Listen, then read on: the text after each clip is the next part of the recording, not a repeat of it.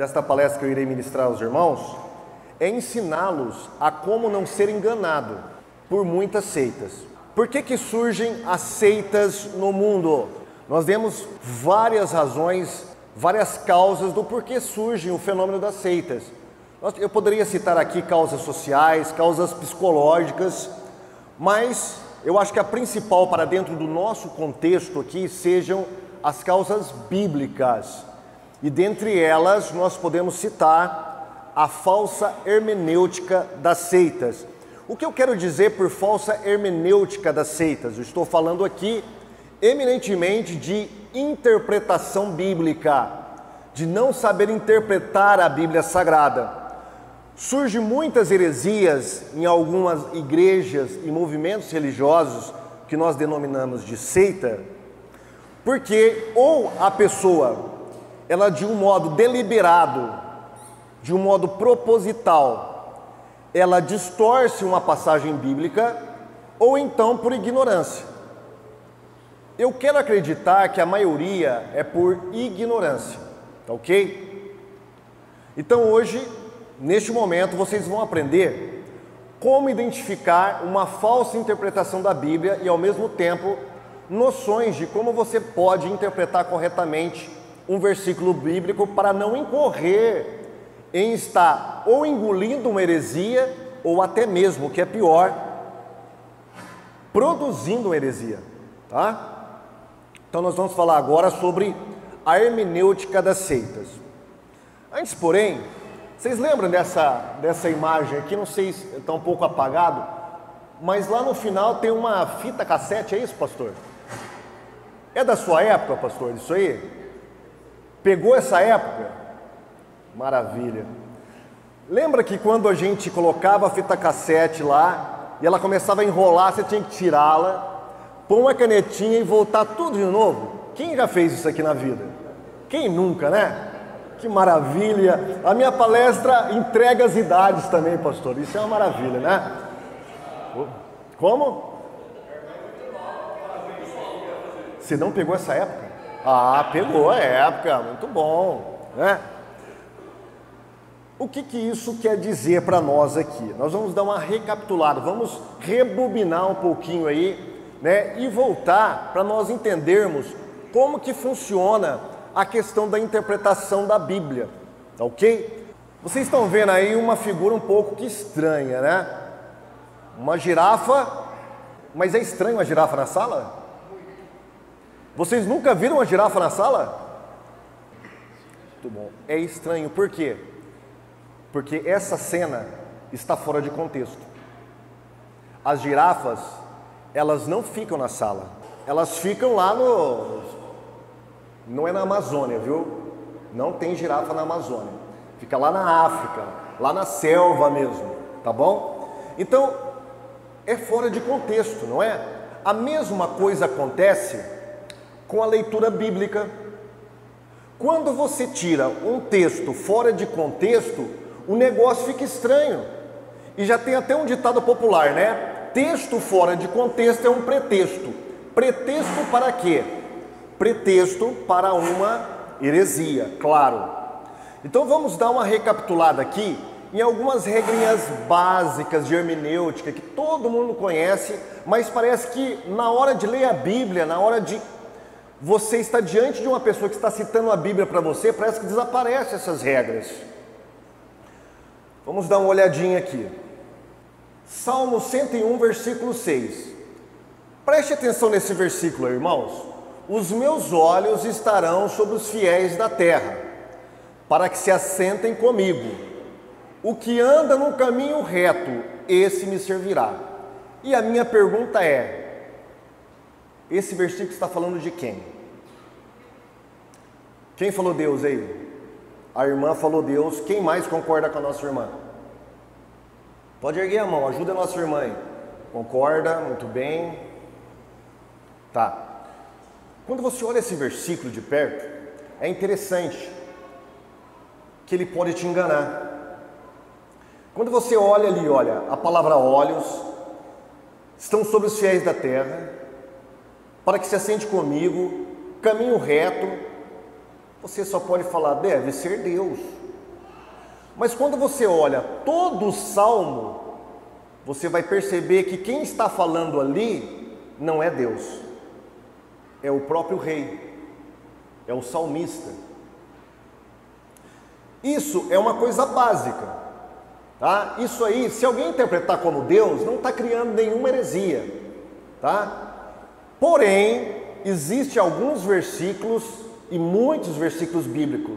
Se você cometer esse erro de não observar o contexto, você pode estar incorrendo em uma heresia, e heresia às vezes de perdição, porque nós dividimos as heresias em heresias que não são de perdição e as que são de perdição, que leva a pessoa para o inferno.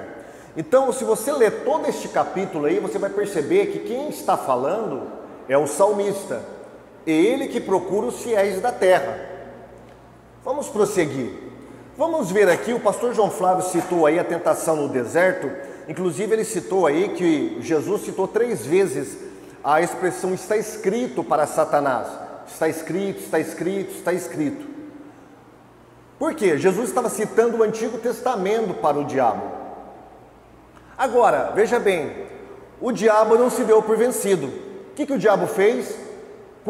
Quando Jesus começou a citar para ele citou de volta para Jesus.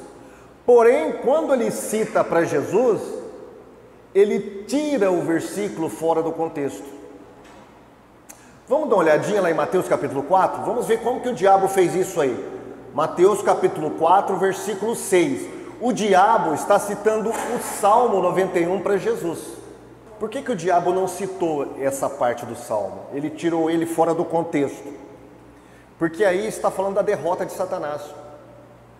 Está falando da vitória do servo de Deus que pisaria. Aí uma simbologia de Satanás, né? Escorpião, serpente. Né? Satanás é a grande serpente, conforme diz lá Apocalipse.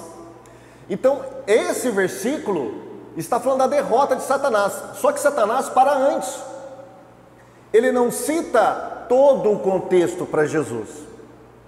Então veja bem, olha o perigo de você não ler a Bíblia por completo. O pastor João Flávio citou aqui um dos versículos prediletos aí de quem é da CCB, para falar que a Bíblia não precisa ser estudada. Por quê? Lá em 1 Coríntios, 2 Coríntios, capítulo 3, versículo 6, está escrito: a letra mata, mas o Espírito vivifica. Não é verdade? Então, quando você olha a primeira vez esse versículo, parece que tem lógica. Olha, a letra você relaciona com as palavras ali, não é verdade? Então, olha, eu não devo ficar lendo a Bíblia, estudando a Bíblia, porque a letra mata. O que vivifica? O Espírito. E o Espírito, dentro deste argumento, é relacionado com o quê? Com oração, com cânticos, não é? Com adoração. Isso seria algo espiritual, não é? Então, a letra mata, mas o que é espiritual, que é a oração, que é a adoração, a música, o louvor, isso que vai vivificar. Você ficar lendo a Bíblia, você vai ficar só com letra morta. Isso foi construído dentro de uma lógica. Porém, quando você vai ler o contexto, você vai perceber que Paulo, como disse bem o pastor João Flávio, não está tratando sobre leitura bíblica. Ele está contrastando 2 alianças, o contexto está falando, 2 alianças. A velha aliança, cujo símbolo eram os 10 mandamentos, por isso que você, no versículo anterior, você vai ter Paulo falando, aquela letra que foi gravada em pedras, ele é bem objetivo. O que foi gravado em pedras? A única coisa que foi gravada em pedras foram os 10 mandamentos, correto, irmãos? Então ele fala que aquela letra que era dos 10 mandamentos é o que matava. Agora a nova aliança não, ela é espiritual, ela te dá vida para você obedecer a Deus. O que a lei fazia? A lei era uma sentença: não adulterarás, não matarás, não darás falso testemunho, não terás outros deuses diante de mim. Beleza, são sentenças negativas, cuja infração você receberia uma sentença. Que sentença era essa? De morte. Os idólatras deveriam ser mortos. Os adúlteros deveriam ser mortos. Lembra da mulher adúltera que chegou perante Jesus? O que os seus acusadores queriam fazer? Apedrejá-la, não é? Essa era a sentença de morte, porque a lei matava nesse sentido. Então Paulo está falando, olha, a obediência à lei, a letra da lei, ela mata. Mas o Espírito agora da nova aliança, ele veio dar vida para você cumprir a lei de Deus. Não é mais uma lei cega.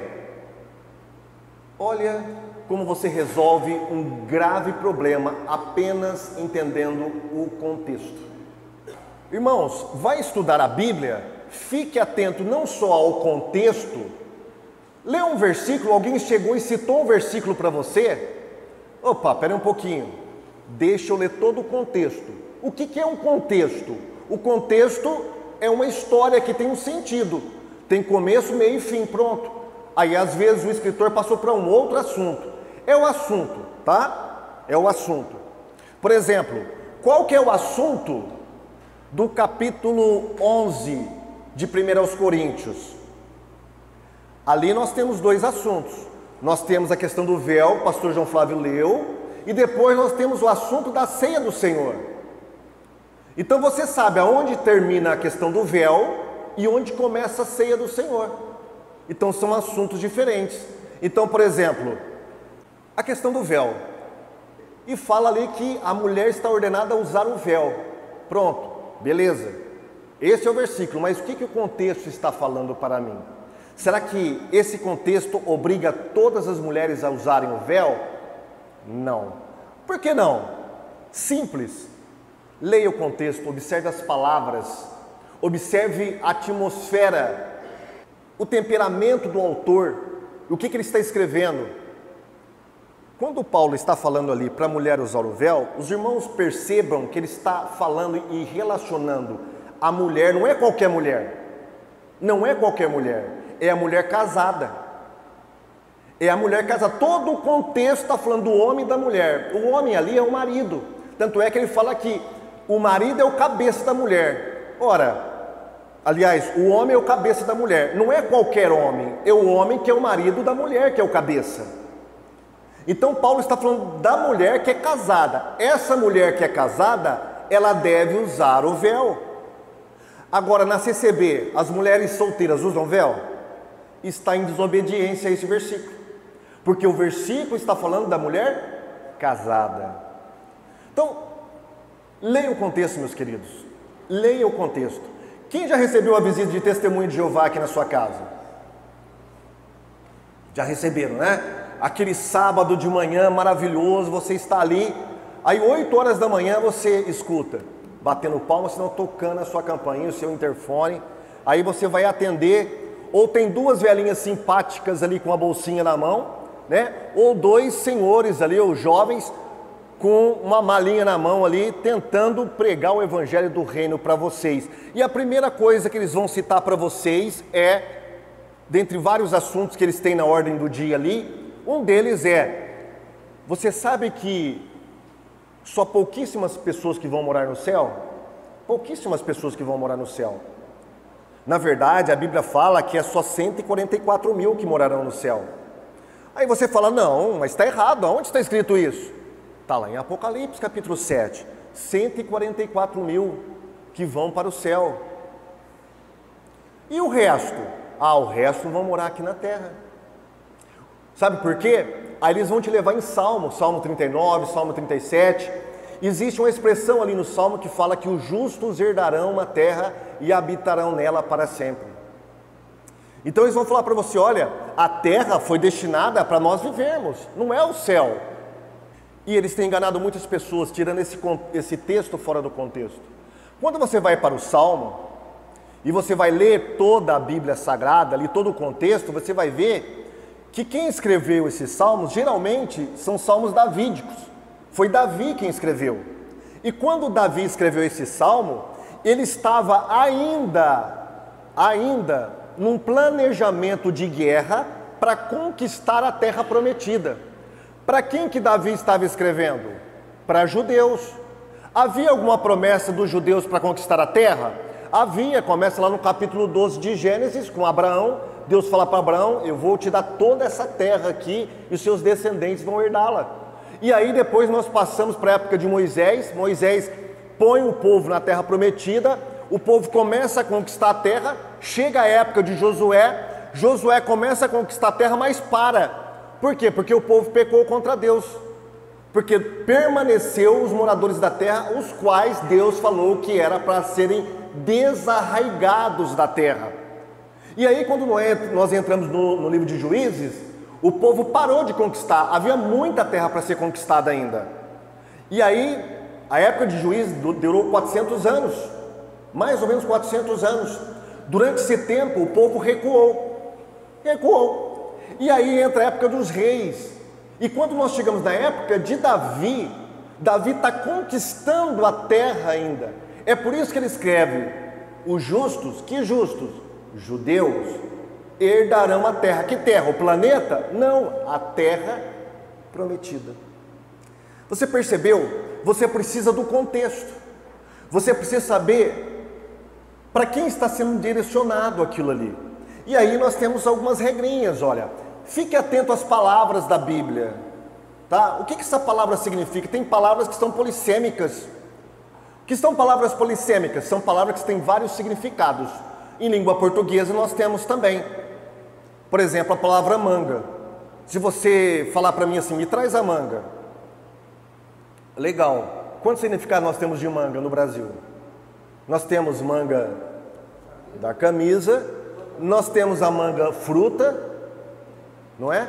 Pode ter pessoas que têm um apelido de manga, não é? Então nós temos uma variedade de significados. Como que você vai saber que é uma manga do vestuário ou é uma manga da fruta? Dependendo do contexto.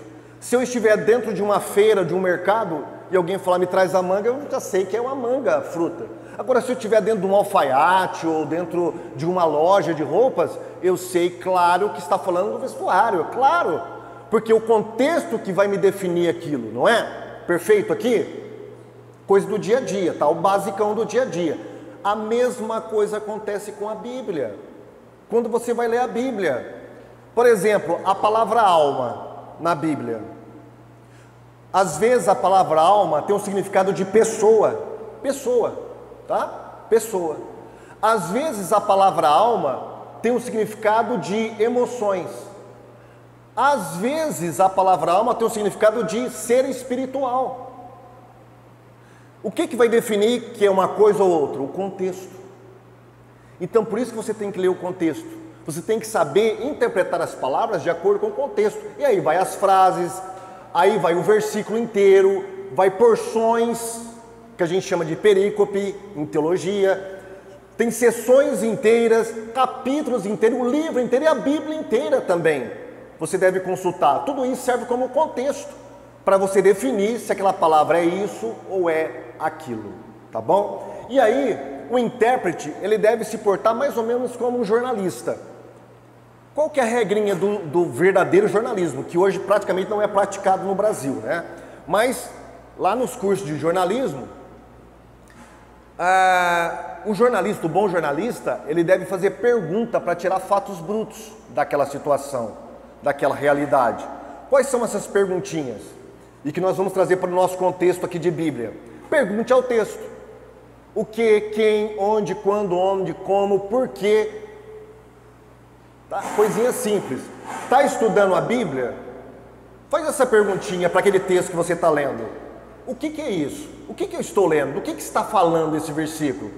Ah, se esse versículo está no capítulo 11, a partir do verso 23 de 1 Coríntios, ele está falando da ceia do Senhor.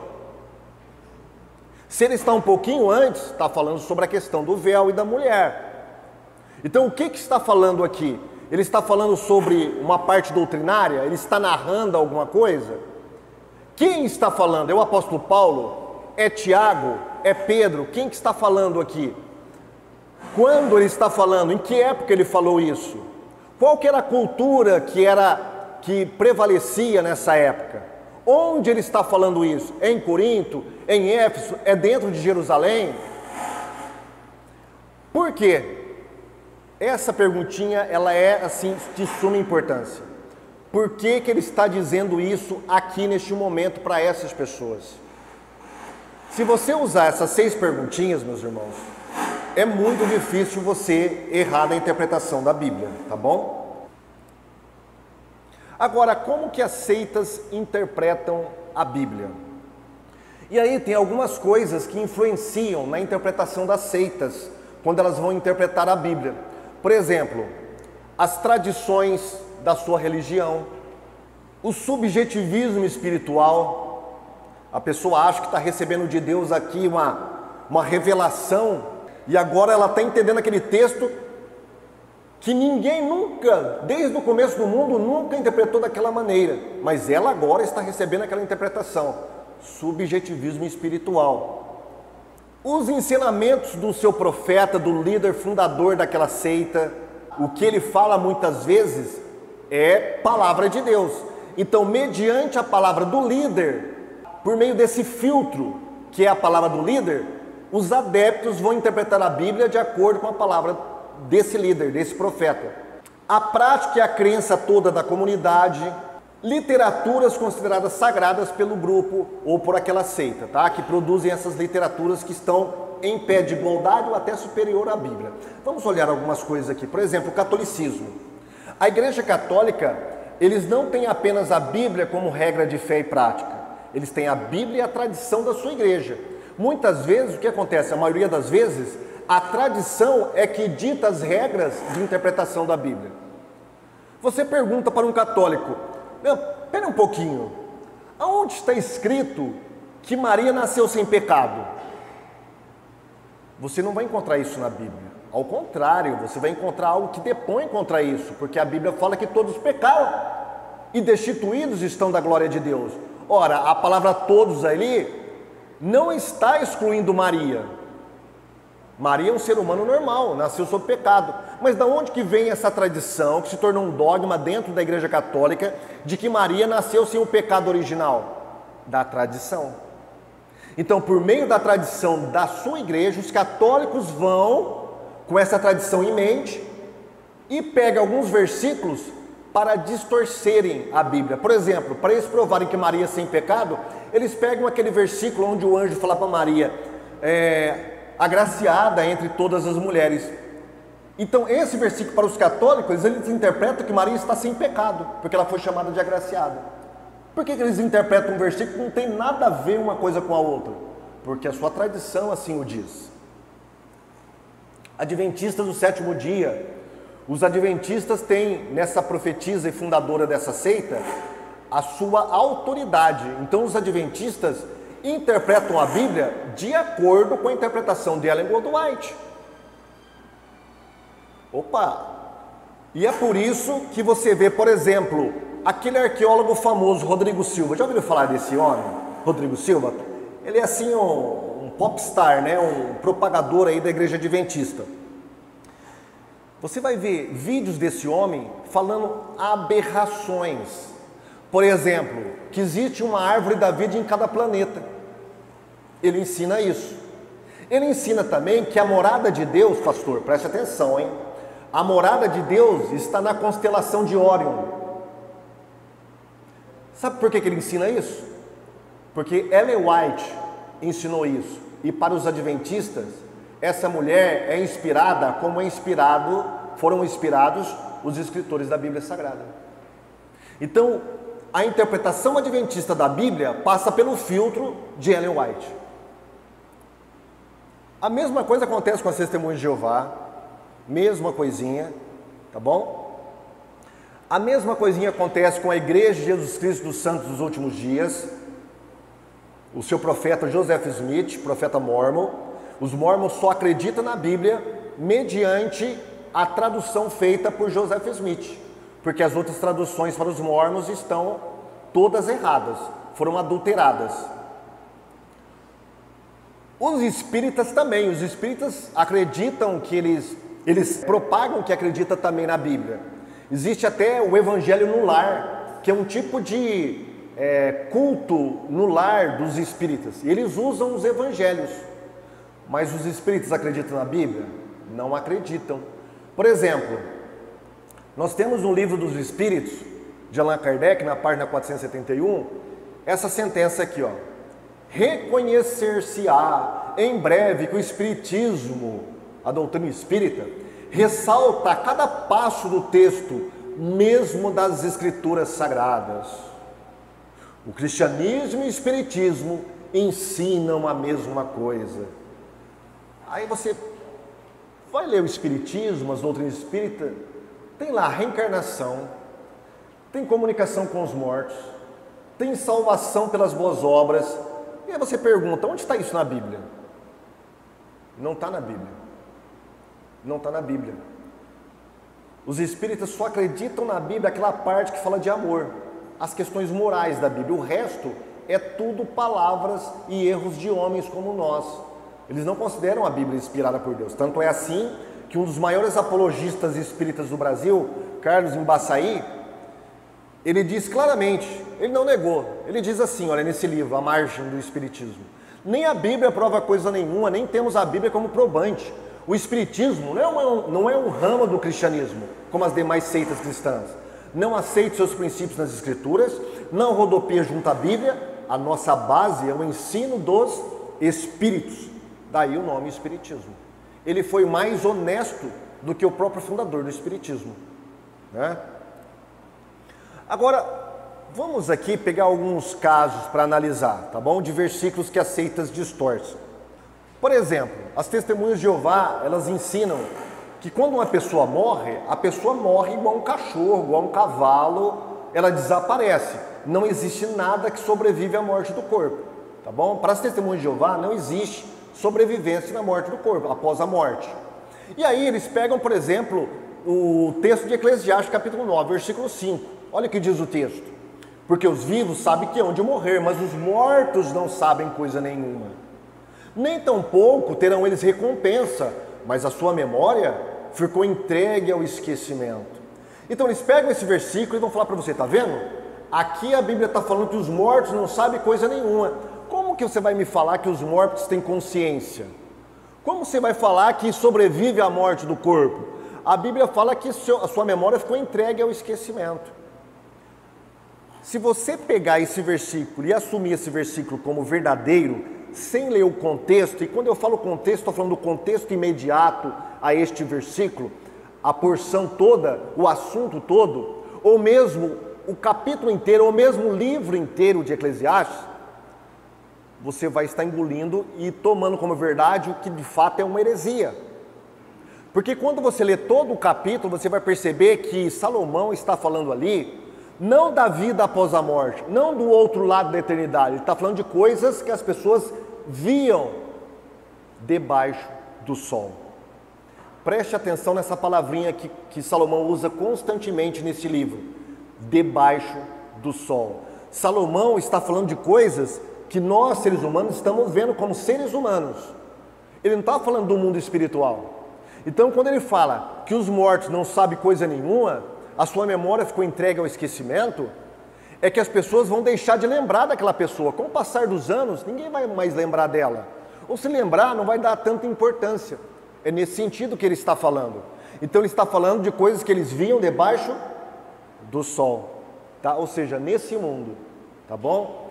Então o texto está fora de contexto. Não está falando da vida após a morte. Está falando das coisas que acontecem neste mundo, que Salomão consegue ver aqui como ser humano. Outro versículo, esses são usados pelos adventistas largamente, para provar para você que você tem que guardar o sábado. Aí você fala, não, mas o sábado é para o judeu.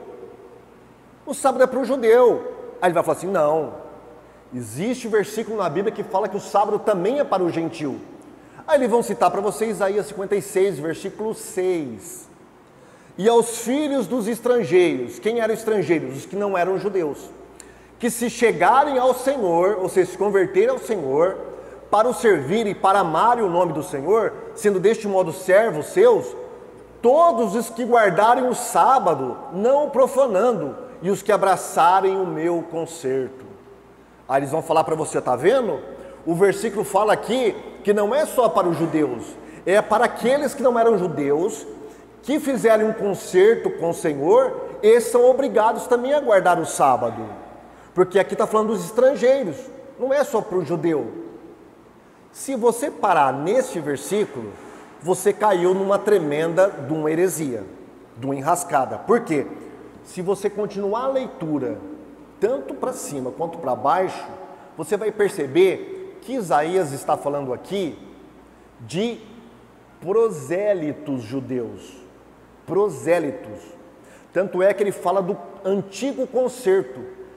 Esses estrangeiros aqui não tinham só que guardar o sábado, eles tinham que guardar tudo da lei, era tudo. Tinha que se circuncidar, tinha que guardar as festas, as leis cerimoniais, tudo da lei, tudo. Aqui não está falando da nova aliança, aqui está falando da antiga aliança. Mas um adventista não vai falar isso para você. Ele só vai citar esse versículo para você, para tentar mostrar para você a palavra estrangeiro aqui. E aí ele constrói toda uma argumentação para dizer que esse estrangeiro aqui somos nós gentios. Portanto, nós devemos guardar o sábado. Estão entendendo, irmão? Sim ou não? Vocês vão guardar sábado coisa nenhuma, né? Pelo amor de Deus, pastor. Não deixa o povo guardar sábado aqui, não. Pelo menos não por meio deste versículo. Está vendo aquela piscina ali e aquela sala muito bonita? Ali é a sala de um templo mórmon. Sabe para que serve essa piscina? Para batizar pessoas. Mas não é o batismo como vocês fazem aqui, olha. É para batizar pessoa morta.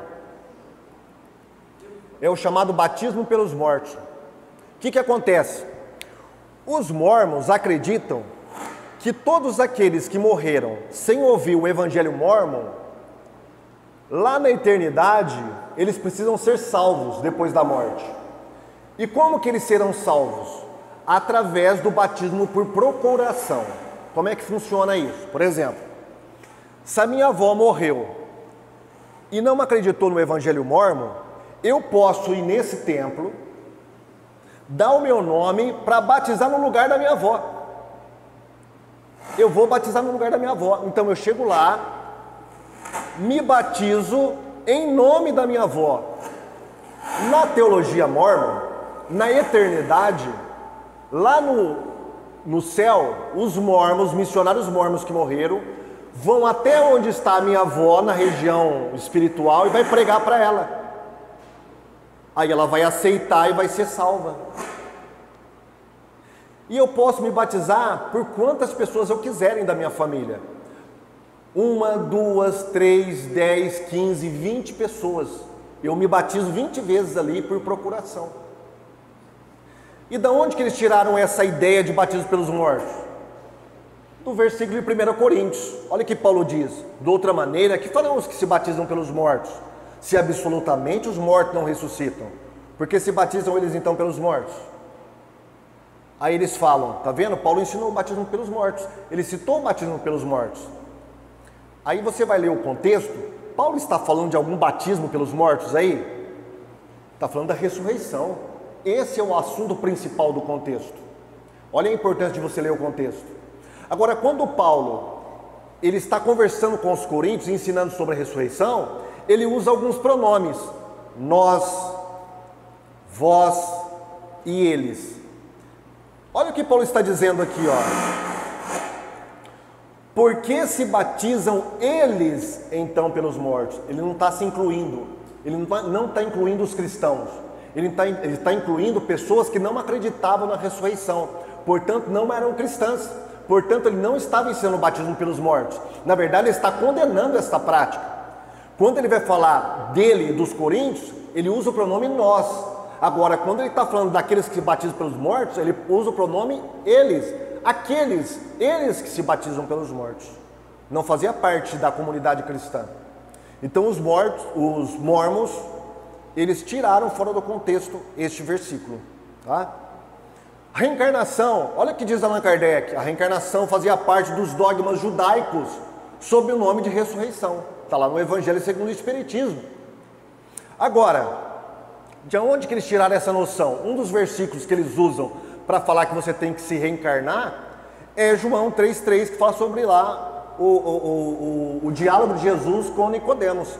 Tem uma hora que Jesus fala para Nicodemos: na verdade te digo que aquele que não nascer de novo não pode ver o reino de Deus.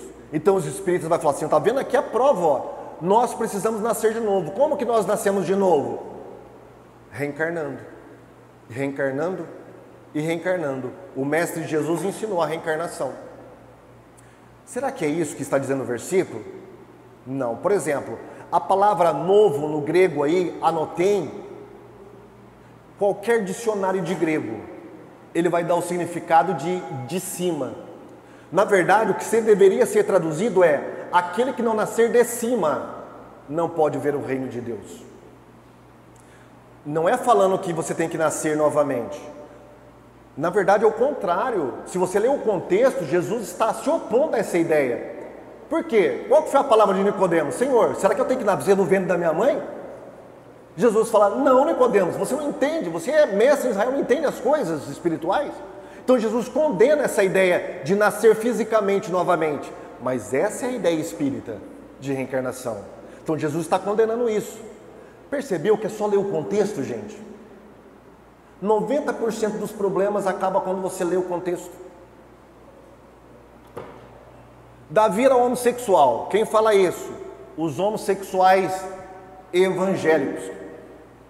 Eles vão pegar esse texto aí de 2 Samuel para falar que Davi era homossexual. Por quê? Olha o que diz o texto: angustiado estou por ti, meu irmão Jonatas. Quão amabilíssimo me eras, mais maravilhoso que era o teu amor do que o amor das mulheres. Então eles vão falar assim, ó, Jonatas e Davi tinham um caso, eles eram homossexuais sem nenhum problema, porque aqui está falando que o amor de Davi, o amor de Jonatas era maior do que o amor das mulheres.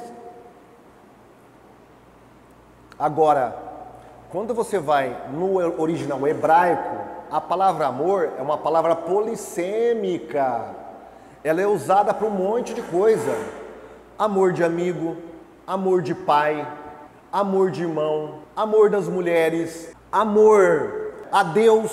Essa mesma palavra que foi usada de amor aqui, tem um leque semântico enorme. Agora, como que nós vamos definir se era amor erótico ou era um amor fraternal? Contexto. O contexto. Leia o que Davi está falando com Jonatas no contexto. É uma conversa de dois amigos, não é uma conversa de dois amantes. Na verdade, o problema de Davi não era o homossexualismo, é que ele era mulherengo. Olha aí quantas mulheres que Davi teve. Ele foi poligâmico. Teve, contraiu matrimônio com Mical, Abigail, Acã, Maaca, Agita, Abital, Agitá, e adulterou com Betseba. O problema dele eram as mulheres, não era o homem. Viu como que o contexto resolve uma heresia assim, de forma rápida? Os irmãos de Jesus, né? Essa é preferida dos católicos. Quando você abre lá, que mostra Maria, José e os irmãos de Jesus, os católicos falam: não, isso aí não é irmão de carne, porque Maria foi virgem, por todo, sempre, antes, durante e depois do parto, ela foi virgem. Então aqueles irmãos ali, na verdade, são primos. Ah, mas você pensa, mas pera um pouquinho, se era primo, por que o escritor não usou a palavra primo? Aí eles vão falar o seguinte: porque Jesus era judeu, e no Antigo Testamento não existia a palavra para primo, existia a palavra para irmão. Aí eles vão citar o caso de Abraão e Ló para você. Apesar de Abraão ser tio de Ló, tem um versículo que fala que eles eram irmãos. Olha aí. De fato, no hebraico não existe, porque o hebraico é uma língua pobre em relação ao grego. Uma palavrinha, ela tem vários significados, tá? Então não tinha essa palavra primo. Agora eu pergunto, os evangelhos foram escritos em hebraico ou grego? Grego. E no grego tinha a palavra primo? Tinha. Na verdade, tinha um leque de palavras próprias para cada situação. Por exemplo, irmão é adelphos. Primo, anepsós. Parentes, sunguenes. Cada palavra é específica para uma parentela.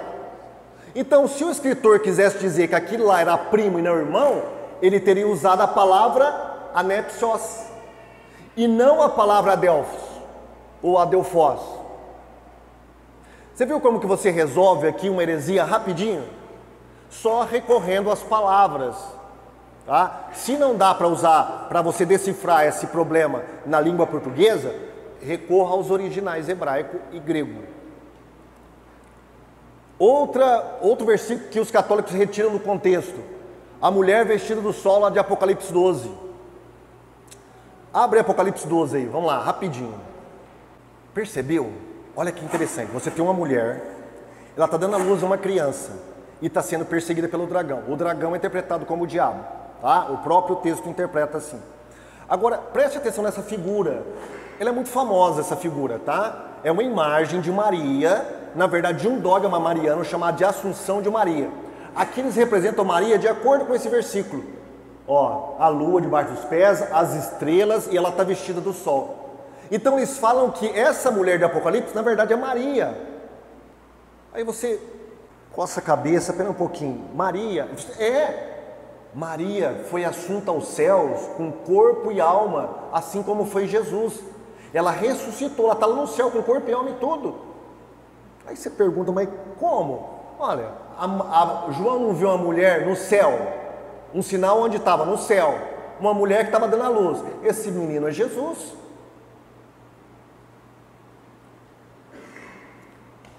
Aí você que é um crente que passou por essa palestra aqui e está conversando com esse católico, você vai fazer, espera um pouquinho, vamos ler o contexto? Vamos dar uma olhadinha no contexto. Aí você continua lendo. Aí você percebe uma coisa interessante, sabe o quê? Tem um dogma católico que fala que Maria foi virgem antes, durante e depois do parto. E esse dogma fala mais, ele fala que Maria não sentiu dor de parto. Ela não teve a membrana, o ímen ali rompido quando Jesus nasceu.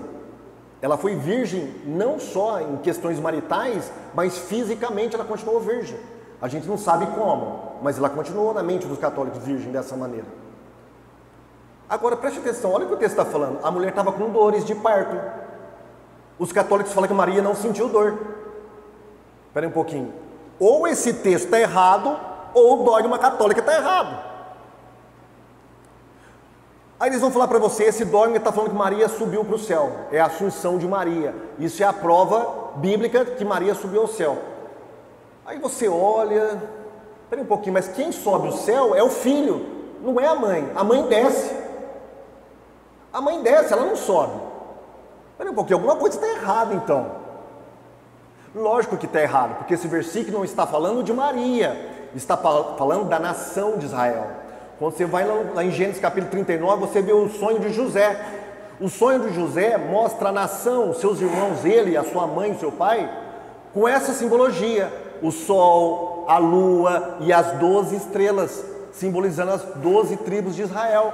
Está falando de Israel. Quem que deu origem ao Messias? O povo de Israel. A Bíblia fala que a salvação vem dos judeus. Quem que será perseguido na grande tribulação? O povo de Israel. É a mulher que vai para o deserto sendo perseguida. Não pode ser Maria. Maria não foi perseguida pelo diabo assim, dessa maneira. Então todo o contexto mostra a história do povo de Israel e não Maria. É só ler o contexto. Você quer saber mais? Tem aqui o meu canal, está lá no YouTube.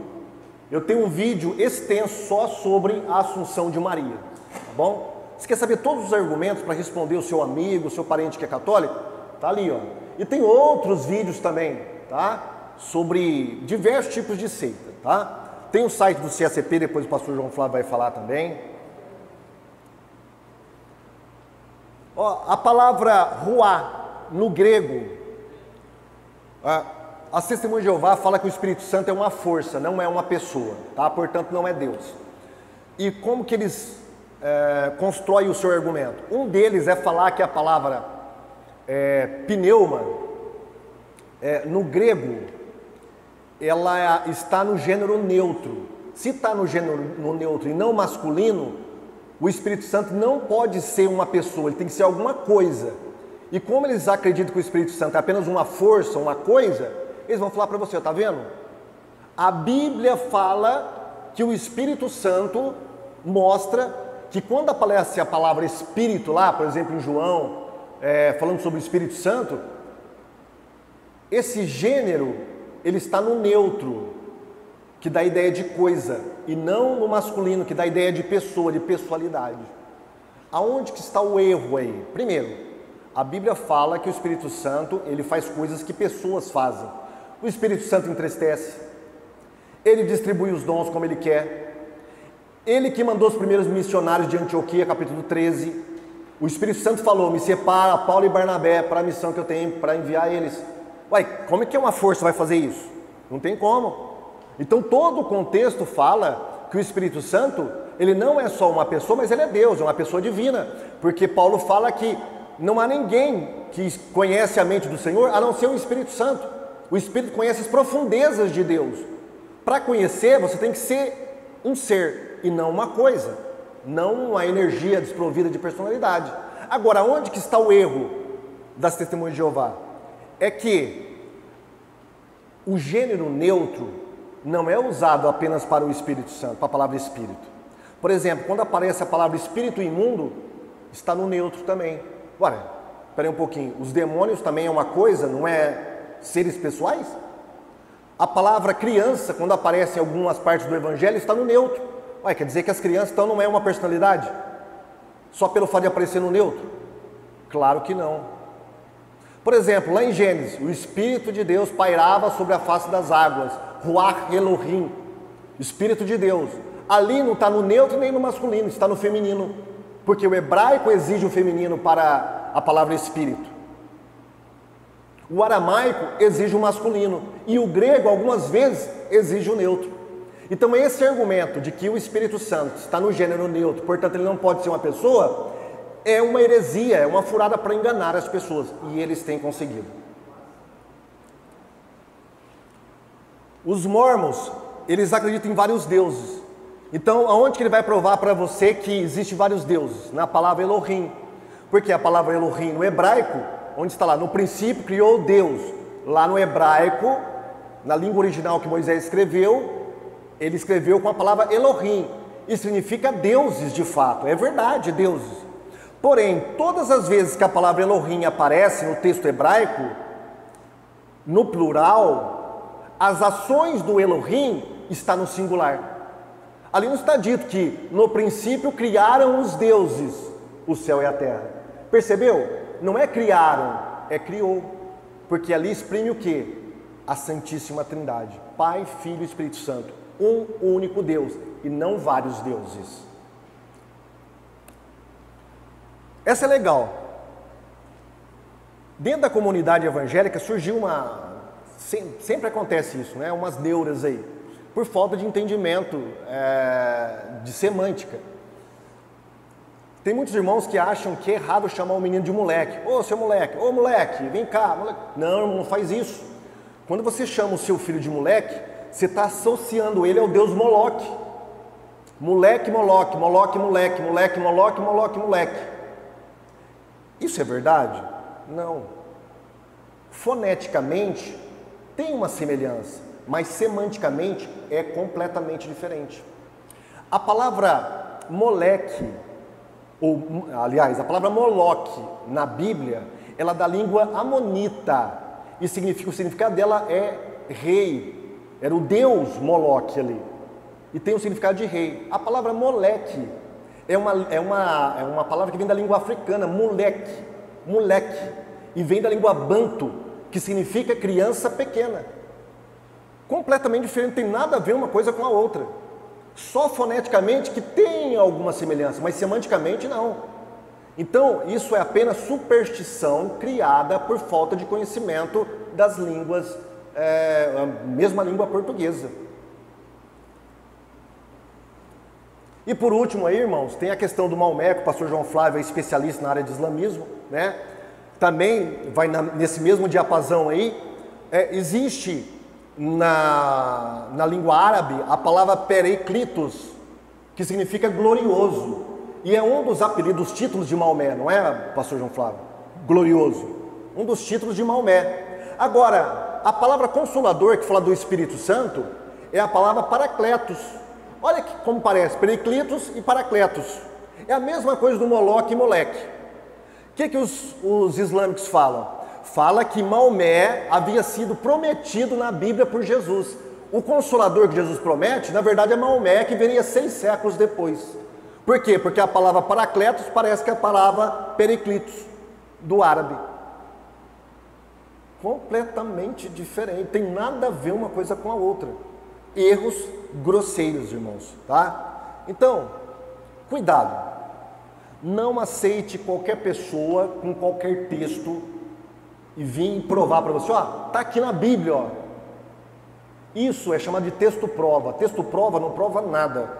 Você tem que ver o contexto, ler a palavra, qual o significado, para quem ele está escrevendo, o que ele está dizendo, qual é o propósito. Vamos ser um pouco mais espertos, irmãos, tá? Para não cair em heresias. Muitos irmãos que estavam dentro das nossas igrejas, pastor, já estão nas seitas hoje por causa de argumentos tão banais como esse. E era só ler o contexto. Os irmãos entenderam?